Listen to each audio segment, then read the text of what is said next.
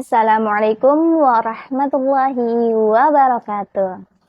Halo teman-teman, perkenalkan saya Metri Hendriani dengan NIM akhir 003 dan nomor urut yang ke-12. Video pembelajaran ini saya buat khusus untuk ujian komprehensif UIN Imam Bonjol Padang, jurusan Pendidikan Guru Madrasah Ibtidaiyah. Nah, hari ini kita akan belajar fikih ibadah dan muamalah. Dari toharo, salat, puasa, zakat, haji, hingga muamalah sehari-hari, seperti makanan halal dan haram, khitan, kurban, dan jual beli. Mari kita bahas terlebih dahulu tentang toharo. Toharo adalah proses bersuci dari hadas dan najis sebelum ibadah. Karena ibadah yang tidak suci dari hadas dan najis itu merupakan tidak sah.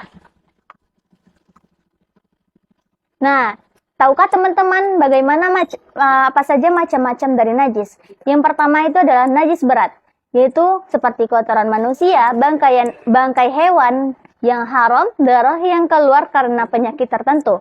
Dan yang kedua itu najis ringan, yaitu air kencing bayi dan ludah anjing. Nah, tahukah teman-teman bagaimana cara membersihkan najis tersebut? Yang pertama itu najis berat, yang mana caranya itu dengan disiram dengan bersih sampai hilang bau, warna, dan rasa najis. Yang kedua itu najis ringan, yang mana caranya cukup disiram atau disapu tergantung jenis najisnya. Nah, pemakaian air yaitu ada air suci mutlak, yang mana air bersih murni bisa digunakan untuk bersuci. Dan yang kedua adalah air musta'mal, yaitu sudah dipakai untuk bersuci dan tidak sah lagi. Kemudian air mutanajis. Air mutanajis ini merupakan air yang terkena najis dan tidak bisa dipakai. Contohnya, jika kamu ingin sholat setelah bermain di halaman, digunakan air suci mutlak untuk wudhu agar sholatmu sah. Jika tidak, maka sholatmu tidak sah. Nah, yang kedua kita akan membahas mengenai sholat, yang mana sholat adalah ibadah wajib 5 waktu yang menjadi tiang agama sebagai bentuk penghambaan langsung kepada Allah Subhanahu wa Ta'ala. Tahukah teman-teman syarat sah sholat? Yang pertama yaitu Islam, balik, suci, hadas, menutup aurat, dan menghadap kiblat. Yang kedua rukun sholat, yang mana rukun sholat yang pertama itu adalah niat, takbiratul ihram, berdiri, membaca al-fatihah, ruku, i'tidal, sujud, duduk di antara dua sujud, tasyahud akhir, dan salam. Dan kemudian sholat khusus. Sholat khusus ini terdiri dari jamak, yaitu menggabungkan dua sholat, misalnya zuhur dan asyar, atau maghrib dan isya. Dan yang kedua adalah sholat qasar, yang mana sholat qasar ini adalah sholat yang memendekkan sholat 4 rakaat menjadi 2 rakaat, yaitu saat safar. Contohnya, jika sedang dalam perjalanan jauh, sholat qasar bisa dilakukan jika waktunya bersamaan. Sholat jamak mempermudah kita tetap menunaikan ibadah tepat waktu.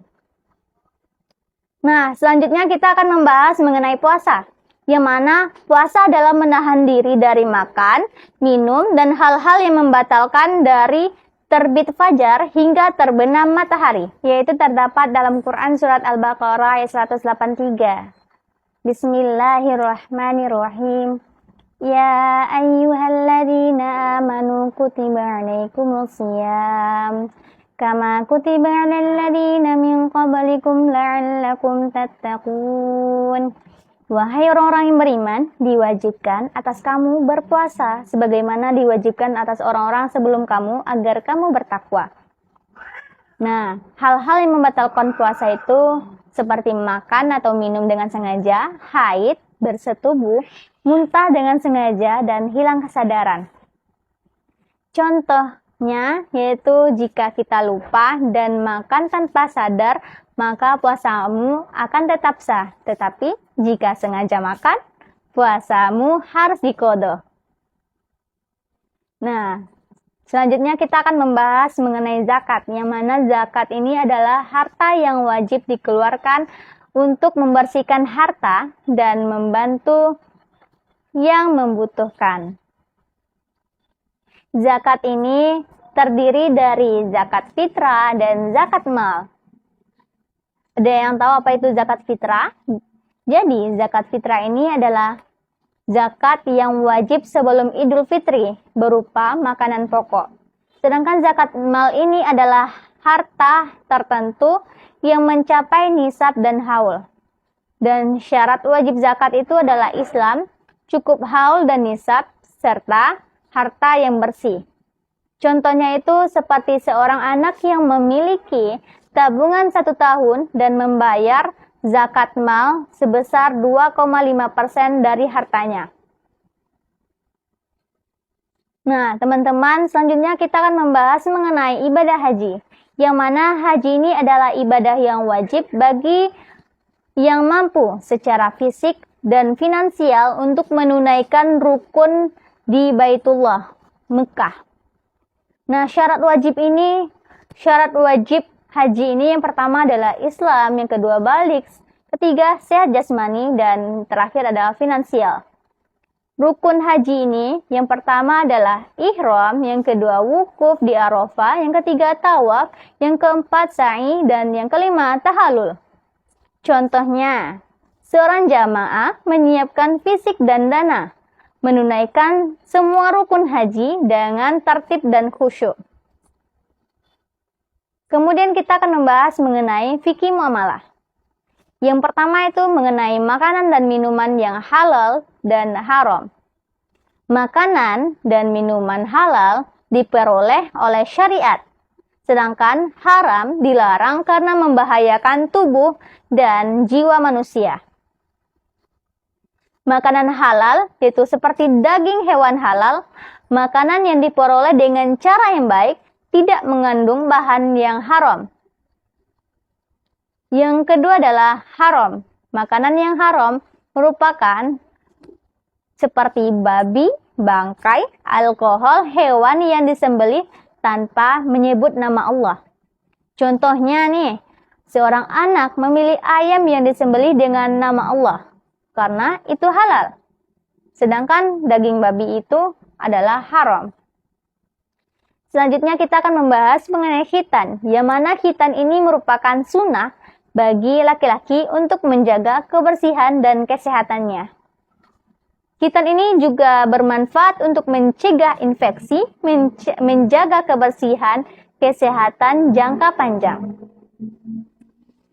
Nah, contohnya itu seperti seorang anak laki-laki dikhitan untuk menjaga organ reproduksinya agar tetap bersih dan sehat. Dan yang ketiga itu kita akan membahas mengenai kurban, yang mana kurban ini merupakan menyembelih hewan tertentu sebagai ibadah sunnah muakkadah bagi yang mampu. Syarat hewan kurban itu yang pertama sehat, cukup umur, dan bebas dari cacat. Contohnya, pada bulan Idul Adha atau pada hari raya Idul Adha, seorang murid menyembelih kambing dan membagikan daging ke tetangga, fakir miskin, dan tetangga sekitarnya. Selanjutnya kita akan membahas mengenai jual beli. Jual beli ini adalah pertukaran barang dengan uang atau barang yang lain yang sah menurut syariat.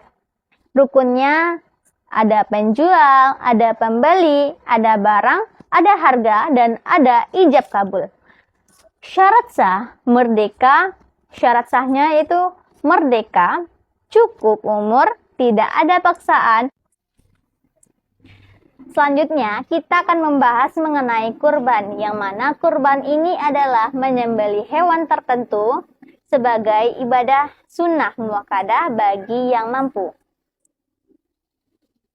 Syarat hewannya adalah yang pertama adalah sehat, cukup umur, dan bebas cacat. Contohnya itu seperti pada Idul Adha, seorang murid menyembelih kambing dan membagikan daging ke tetangganya, seperti tetangga fakir miskin dan tetangga sekitar. Yang selanjutnya kita akan membahas mengenai jual beli. Jual beli ini adalah pertukaran barang dengan uang atau barang yang lain yang sah menurut syariat. Rukun jual beli ini yaitu ada penjual, ada pembeli, ada harga, dan ada ijab dan kabul. Dan syarat jual beli ini yaitu merdeka, cukup umur, tidak ada paksaan, dan barang itu jelas spesifikasinya. Contohnya, seorang anak yang membeli buku dengan harga yang disepakati. Transaksinya sah karena memenuhi semua rukun dan syaratnya. Seperti bisa juga kita praktikkan sehari-hari. Jangan menipu dalam transaksi, tidak menukar barang haram, dan transparan soal harga dan kualitas barangnya. Dan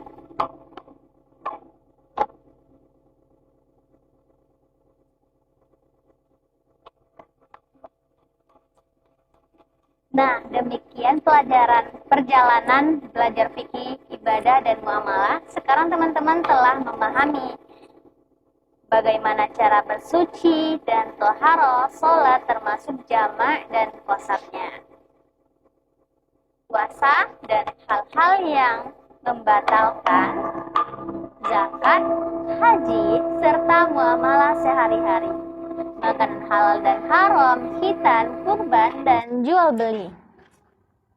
Belajar fikih itu seperti menapaki jalan yang benar. Setiap langkah yang kita bawa, maka langkah itu akan membawa kita lebih dekat kepada Allah.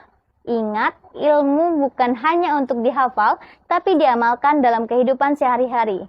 Terus belajar, amalkan ilmu, dan semoga Allah memudahkan kita semua. Wassalamualaikum warahmatullahi wabarakatuh.